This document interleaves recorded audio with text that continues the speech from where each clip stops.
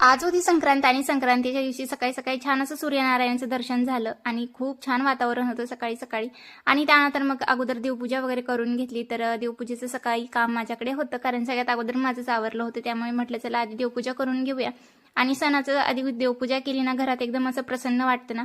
त्यानंतर छान अशी सगळी देवपूजा करून घेतली आणि देवपूजा झाल्यानंतर माइंड असं रिफ्रेश होतं ना, खरंच एकदम एनर्जी येते कामासाठी. त्यानंतर मग छान अशी माझी देवपूजा झाली. त्यानंतर मग म्हटलं चला तुळशी पुढे थोडीशी रांगोळी काढूया. तसं तर मला मोठी रांगोळी काढायची होती, पण मला ब्लॅक कलरची मिळाली नाही. शेवटी मग मी नाही काढली आणि मग छान अशी तुळशी पूजा केली. त्यानंतर मग तुळशी समोरही छान छोटी रांगोळी काढली. आणि आज शंभू माझा शूट घेत होता, कारण ट्रायपॉड लावायचा खूप कंटाळा आला आणि मग शंभू होता, आज त्याला सुट्टी होती. त्यामुळे मग आज शंभूनी माझी सगळी शूट केली.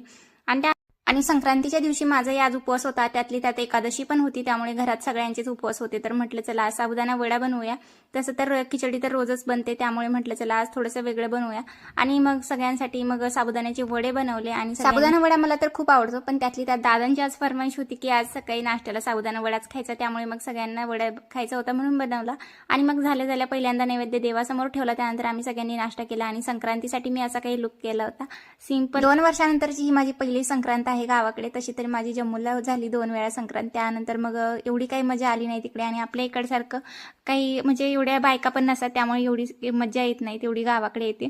आणि मग सासूबाईंनी तोपर्यंत सगळा वौसा तयार करून ठेवला होता माझा आवरेपर्यंत. आणि मग त्यांनी खणांची पूजा करून घेतली. त्यानंतर मग मी पण खणांची छान अशी पूजा केली. त्यानंतर एक खण तुळशीला दिला आणि तुळशी समोरही हा नमस्कार केला. ओवासण्यासाठी आम्हाला जायचं होतं निळोबारायांच्या मंदिरामध्ये. तर आम्ही तिथे येऊन पोहोचलो, पण इतकी गर्दी होती. आणि त्यातली त्यात आज 3 नंतरचा मुहूर्त होता, त्यामुळे भरपूर गर्दी होती. त्यामुळे सकाळी सकाळी तर कोणीच नव्हतं. आणि त्यानंतर 3 नंतर सगळ्या बायका आल्या.